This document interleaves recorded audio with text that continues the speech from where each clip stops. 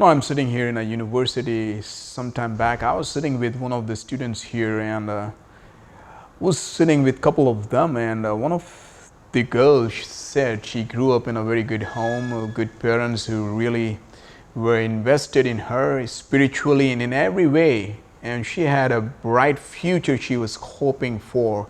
But then in the middle of the conversation, she just stopped and said, there's something happening where I'm kind of afraid, and I struggle in some this thing, and I was curious to know what's going on because she comes from a very good, healthy Christian home, and as she was progressing through her student life, the things that kind of bothered, kind of become foggy. She said, it almost feels like me becoming somebody else. There's so much pressure out here. There's so many things which people are trying to do, and it almost becomes in this place I lose myself because there are so many voices around me, and I don't know. She stopped and said, who I am really.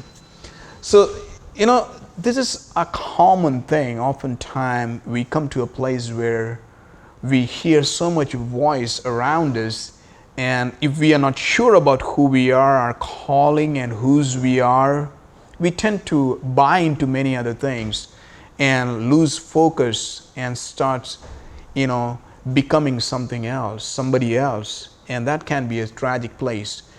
If you read the book of Daniel chapter 1 verses 20, it's a very good passage there. It talks about 4 young men who were taken as captives. This were migrants who were forced into labor, and the king brings them into the palace and he was training them.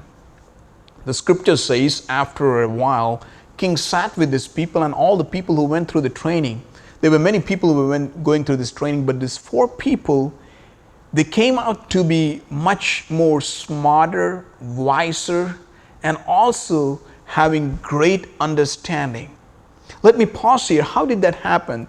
These guys do not come from a very safe background. They were kind of taken as captives. They were out of their own comfort place, their own land. There was nothing to look forward to. In spite of that, the scripture says these people did well in that adverse, unfavorable situation. They emerged to be much more smarter, much more doing well.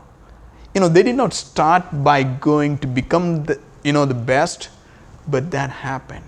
The scripture says, if you read before, Daniel and his friends, they decided in their heart that they will follow what God had commanded them, or his decrees, or his commandments. They did not waver. They did not go here and there. They remained true to who they were, true to what God had called them to be. I want to encourage you today. There might be a situation, there might be times, there might be places where we are often tempted, we are often pulled to become somebody else and be a different voice than who God has called us to be or who we truly are. It happens with students all the time. It happens with the peer pressure they are surrounded with. People who are working in some company or the profession, the people want to do certain things. But the scripture here says you can be good, you can be faithful, you can emerge to be the one God has called to be. And here it says they were 10 times better. You can be better in a situation which is not favorable if we remain true to what God has called us to be. But God has, in his wisdom, has called us to become. May God bless you.